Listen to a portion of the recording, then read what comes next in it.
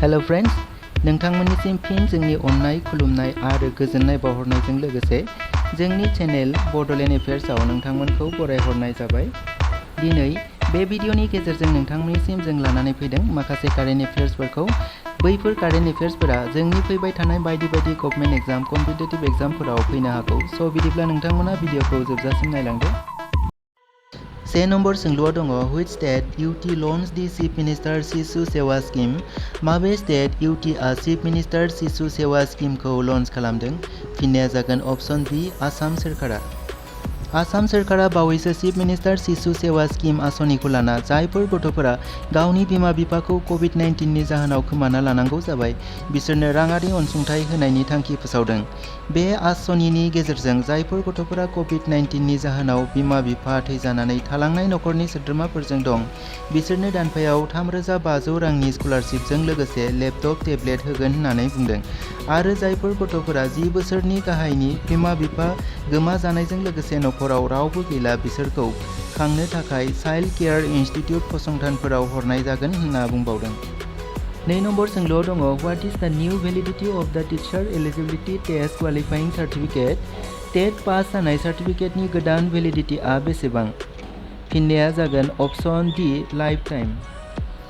NCTE थामहिनबा national council for teacher education 52 खेबनि general बडिनि मिटिंआव लानाय डिसिसन बायदियै union educational minister Ramesh Pokhriyal निशांकआ टेट पास सार्टिफिकेटनि भेलिडिटीखौ 7 बोसोरनिफ्राय लाइफ टाइमसिम खालामना होनायखौ फोसावनानै होबाय।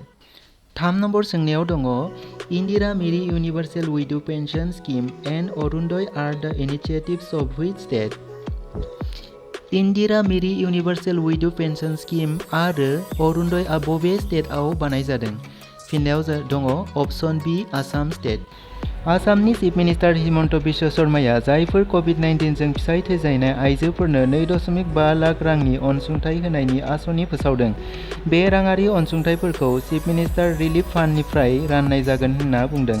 लोगोसे बिसोरबो अरुणोदय आसनि पेन्सननि सुबिदाखौ मोननो हागोन होननानै फोरमायबावदों।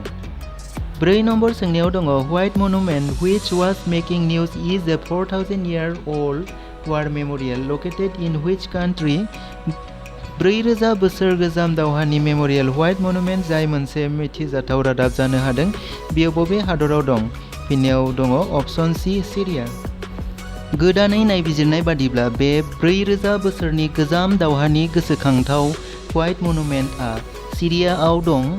दावहायाव थैनाय बिर दावहारुफोरखौ मान बावनो बेखौ लुनाय जादोंमोन। 5 नम्बर सोंनायाव दङ, which country has hosted the P4G summit 2021? माबे हादोरा P4G सुमिट 2021 खौ हस्टेड खालामदों? फिननायाव दङ option C, South Korea. P4G सुमिटआ जाबाय मोनसे पार्टनारिं फर ग्रीन ग्रोथ सापर्टिं हादोरफोरनि डेभलपिंनि गोल्स 2030 सुमिट जायखौ करियाना हस्टेड खालामदों। P4G सुमिटआ जाबाय हादोरा हादोरजों रांखान्थियारि जौगाथायनि बिथिङाव मोनसे गोजौ आबहावायाव बायनाय फाननाय बिथिं एबा मार्केट बेसनि पार्टनारशिप खालामनाय, जेराव ग्रीन रिकभारि खालामनाय। 6 नम्बर सोंलुआव दङ, व्हाट इज द name for the undersea power cable project between Germany and Norway? Germany आरो नरवेनि गेजेराव दै सिंजों थानाय पावार केबल प्रजेक्टनि मुङा मा? फिननायाव दङ अप्शन बी, नर्थ लिंक। बे पावार केबलआ गासै 623 किल'मिटार्स मोननै हादोरनि गेजेराव। बे प्रजेक्टखौ नर्थ लिंक होननाय जायो आरो बेनि थांखिया मोननै हादरनि गेजेराव ग्रीन एनार्जियाव सोलायहोनाय। लोगोफोर, बिदिब्ला आरोबाव फिन गोजोननाय खुलुमनाय आरो साबायखर बावहरनानै दिनै बेसेयावनो दोनथ'बाय। उननि फारिखौ नायनो चेनेलखौ साबस्क्राइब खालाम आरो भिडिअखौ नायनो लाइक एन्ड शेयार खालामनोबो दाबाव। गोजोन्थों।